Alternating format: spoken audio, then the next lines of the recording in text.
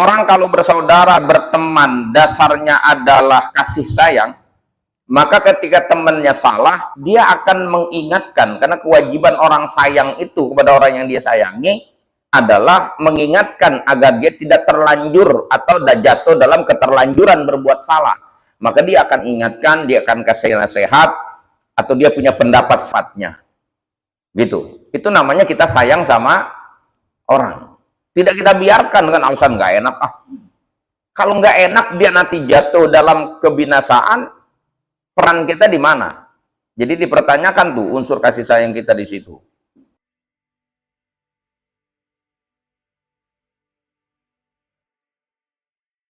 Islam itu punya istilah sendiri di dalam membangun hubungan.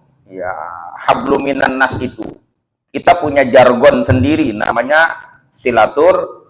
Hubungan kita itu mesti didasarkan atas dasar hubungan kasih sayang. Ketika ada yang menderita, kita mesti berempati. Ketika ada yang mendapatkan keberuntungan, kita ikut simpati, begitu. Itu dasarnya begitu dalam Islam. Bukan relasi yang didasarkan atas hubungan untung rugi. Apapun itu. Ya. Orang kalau bersaudara, berteman, dasarnya adalah kasih sayang, maka ketika temannya salah, dia akan mengingatkan, karena kewajiban orang sayang itu kepada orang yang dia sayangi adalah mengingatkan agar dia tidak terlanjur atau jatuh dalam keterlanjuran berbuat salah. Maka dia akan ingatkan, dia akan kasih nasihat, atau dia punya pendapat sifatnya. Gitu. Itu namanya kita sayang sama orang. Tidak kita biarkan dengan alasan nggak enak. Kalau nggak enak dia nanti jatuh dalam kebinasaan, peran kita di mana? Jadi dipertanyakan tuh unsur kasih sayang kita di situ.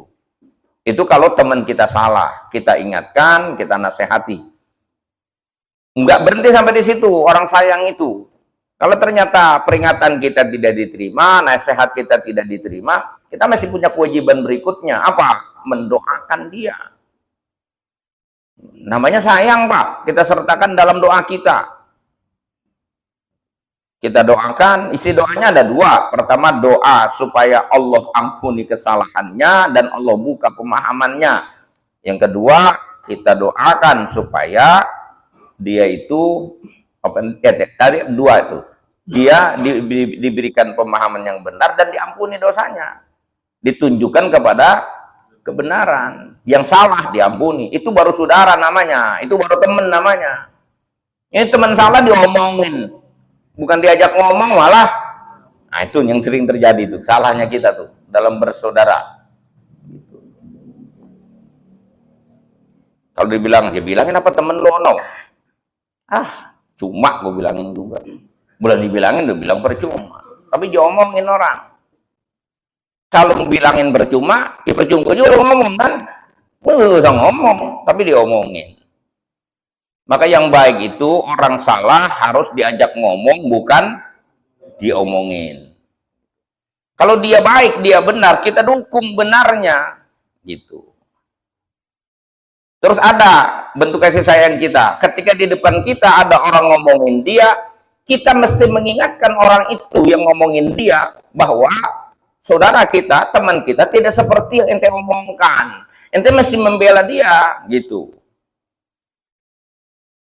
Paling tidak kalau benar-benar sama-sama kita tahu dia ngomongin tentang kesalahan saudara kita menghentikan pembicaraan itu dan kita ingatkan bahwa kewajiban kita bukan ngomongin tapi ngajak ngomong. Dia omongin ini nggak akan memperbaiki kesalahan dia, gitu.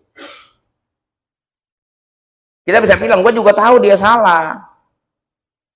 Tapi kewajiban kita bukan ngomongin dia, kita saja bicara dia. Tapi kalau dia tetap masih ngomongin juga, sebagai teman, ya kita jalan terakhir adalah jangan melibatkan diri di forum itu, di majelis itu, di tempat itu. Itu baru saudara namanya. Oh, dia bilang, saudara lu gimana tuh? Oh, lu baru tahu dia. Ya kan suka begitu tuh ada tuh. Nimpalin. Bukan saudara itu namanya. Ya, bukan temen tuh namanya. Itu nggak bener itu.